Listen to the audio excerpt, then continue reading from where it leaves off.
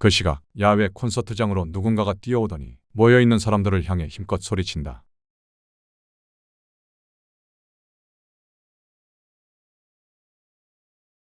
사람들의 시선이 일제히 집중되었으나 이내 그곳에 있던 교육생들은 자리를 빠져나오고 난 뒤에야 남은 사람들의 파티가 재개되었다. 교육생들은 일사불란하게 한 곳으로 뛰어가기 시작했고 시연과 혜민도 나란히 교육생들의 무리에 섞여 뛰어간다. 6층에 있었던 석준과 동윤도 빠른 걸음으로 선원실로 뛰어갔으며 마치 선내 비상사태가 선포된 것만 같은 모습을 연상케 하였다. 선원실에서는 이미 몇몇 선원들이 점호 준비를 마친 모습이었고 헐레벌떡 뛰어들어온 교육생들은 눈치를 보며 일상복으로 환복 후 신속하게 점호 준비에 들어간다. 이때 심상치 않은 표정으로 모자를 푹 눌러쓴 교관들이 안으로 들어온다.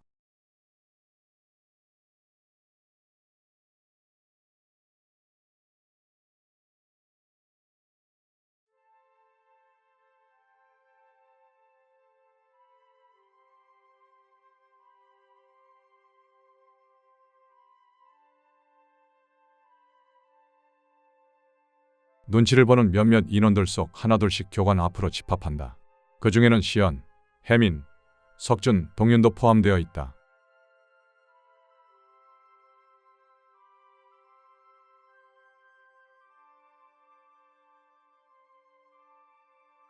시연과 혜민은 입술을 앙다문 채 아무 말도 하지 못하는가 하면 동윤은 눈을 꾹 감은 채 죽은 한숨을 짧게 내쉰다. 석준은 예상이라도 한 듯 교관들을 쳐다보더니 이내 옆자리에 있는 동료 선원들을 쳐다본다.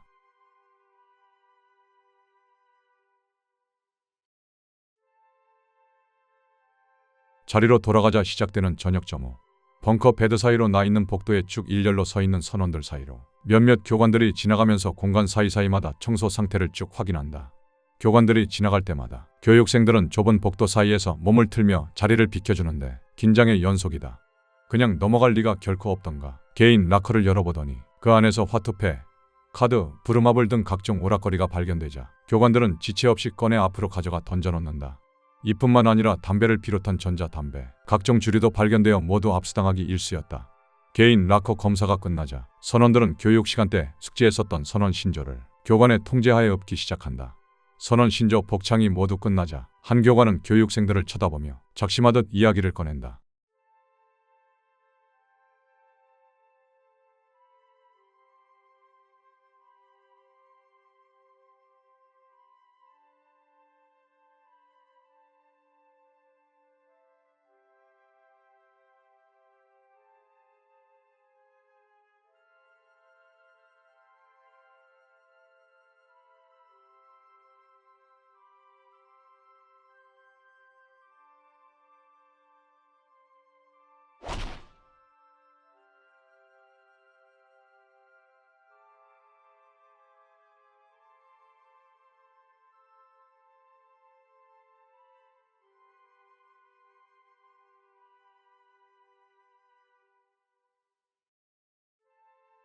교관의 훈계, 시간은 어느덧 10시가 다 되어가고 있었다.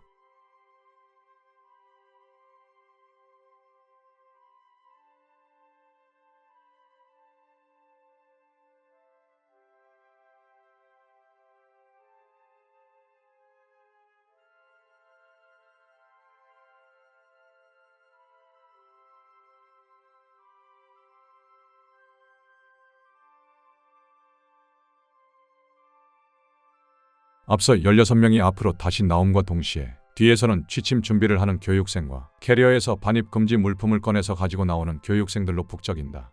담당 교관은 16명을 세워두고 밤 10시부터 오전 6시까지 1시간 단위로 8파트씩 나누어 2인 1조로 불침번을 짜기 시작한다.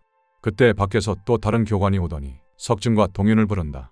석준과 동윤은 교관을 따라 선원실 밖으로 나선다.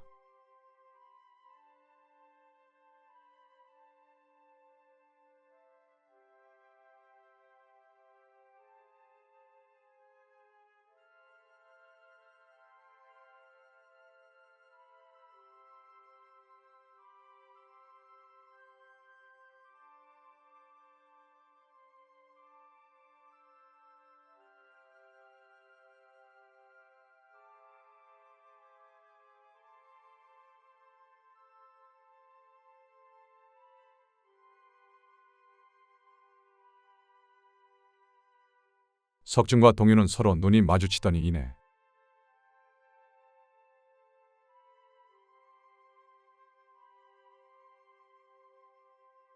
석준과 동윤은 교관으로부터 엔진실 출입 방법에 대한 정보를 받은 후 다시 선원실로 들어왔고 이내 불침번 근무 시트를 확인한다. 그들은 새벽 4시부터 5시까지의 불침번 파트에 임명되었는데 이를 본 석준과 동윤은 황급히 교관에게 말을 꺼낸다.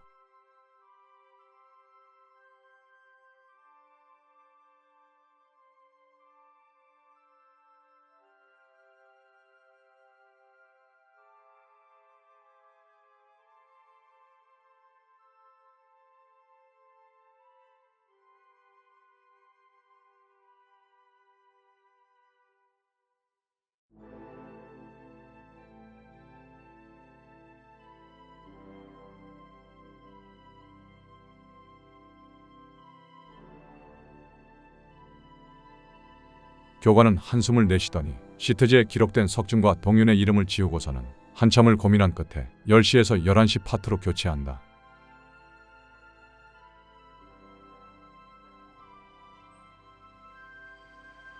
내심 불침번 근무 면제를 바란 동윤이었지만 어찌됐든 근무를 서게 되었다는 현실의 씁쓸함을 감추지 못하는 표정이었다.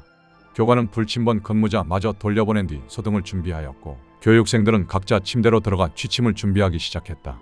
소등이 되자 석준과 동윤은 제복으로 갈아입고 교관으로부터 손전등을 개별 지급받은 뒤 앞으로 나와 본격적으로 불침번을 서기 시작한다. 동윤은 옆에 서 있는 석준을 향해 속삭이듯이 이야기한다.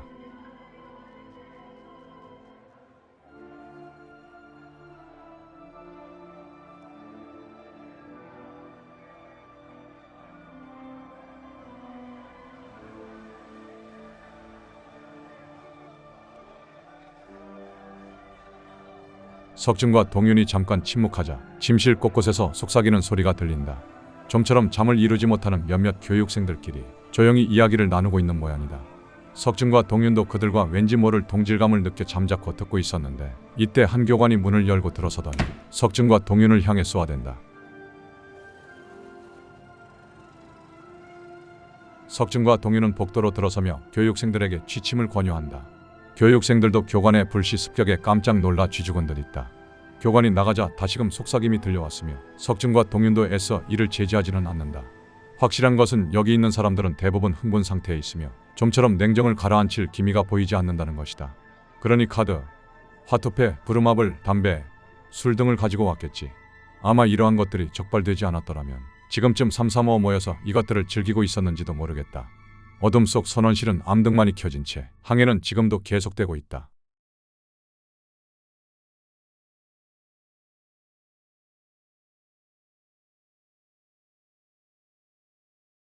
기관실 안 내부를 지키고 있는 이들은 기호, 차선, 종석 3명뿐이다. 나머지 항해사들은 자신들의 야간 근무 시간이 임박하면 교대를 하기 위해 항해사실에서 휴식을 취하거나 그들만의 시간을 보내고 있다. 기호는 항법 장치들을 번갈아 보며 전자와 수기로 기록하기에 여념이 없고 차선은 지평선을 바라보다가 무전기를 들고 조타장과 수신을 시도한다.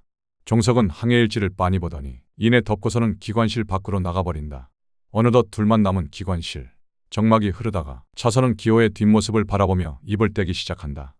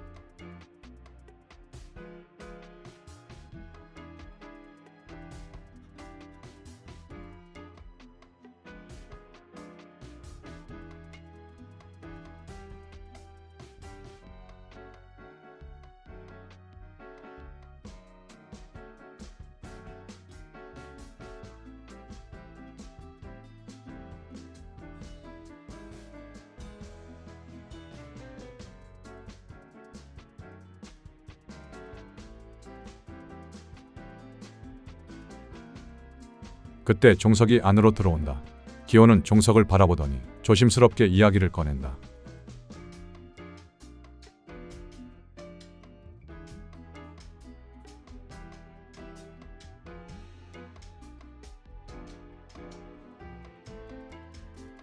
머쓱해하는 기호의 표정을 본 차선은 종석을 대신해서 이야기를 해준다.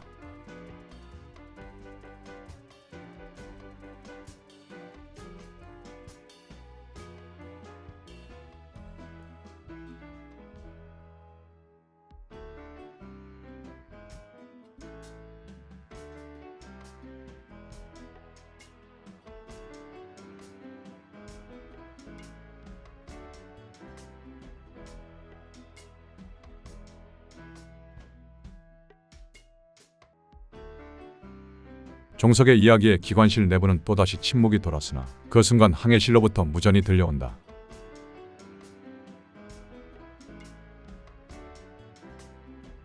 차선과 종석은 곧바로 무전기를 든다.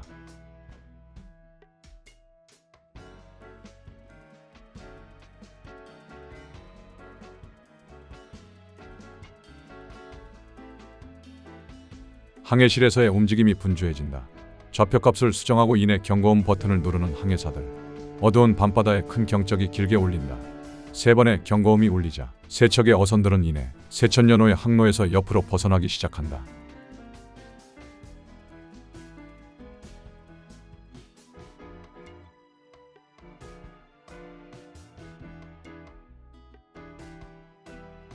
긴급 상황에서 벗어나자 기호는 차선과 종석을 번갈아 쳐다본다. 역시 베테랑다운 대처 덕분에 내부는 다시 평화를 되찾게 되었고 종석은 담배를 피우기 위해 다시 밖으로, 차선은 계속해서 수평선을 응시한다. 기호는 이내 크게 하품을 하더니 졸린 눈으로 스마트폰을 꺼내 시간을 확인한 뒤 다시 주머니에 넣는다.